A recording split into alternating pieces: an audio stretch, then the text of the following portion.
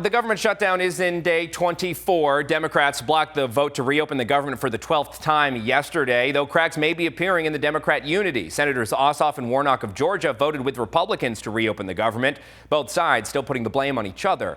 I sat down with our congressional delegation to peel back the curtain of this predicament.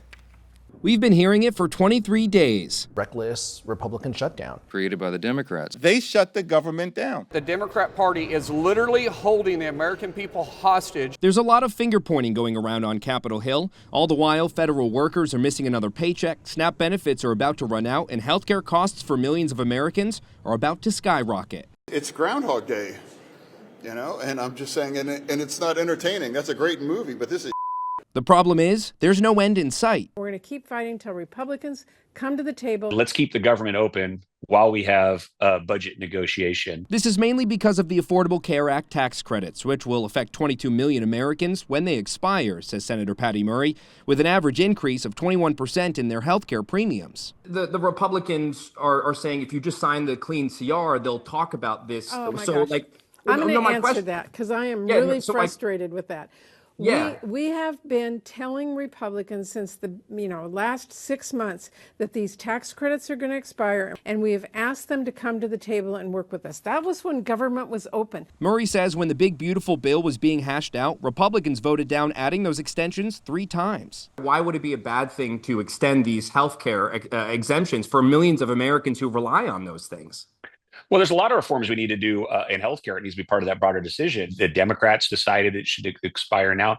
And again, we're willing to have these conversations, but it's not going to be as a means to open the government. If your daughter demands to have a pony and some ice cream, or she's going to stomp off and go to her room, you don't give her the pony or the ice cream. And that would kind of make the Republicans kind of the adult in this situation. Why would the onus be on the child? Isn't kind of part of the whole process of being the adult in the room is to have that rational thinking and common sense, or even, an understanding of, hey, let's find a happy medium so everybody wins.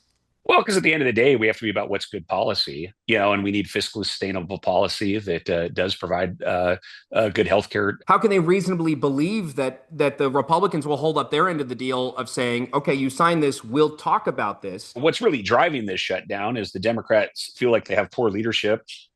They're under a lot of pressure from their base because some of their leaders like Chuck Schumer are worried about getting primaried, and their base wants them to fight harder against President Trump. So that's part of the problem. They are saying to us, well, just open up the government and then we will. Well, why didn't you 2 months ago? Why didn't you 3 months ago? Because you didn't want to. It's really dishonest of them to say we'll do it later. There are constituents that are saying that the Democrats are the ones that are holding up the government shutdown, even going so far as to say that you're holding the Americans hostage. Why are the Democrats the good guys in this situation?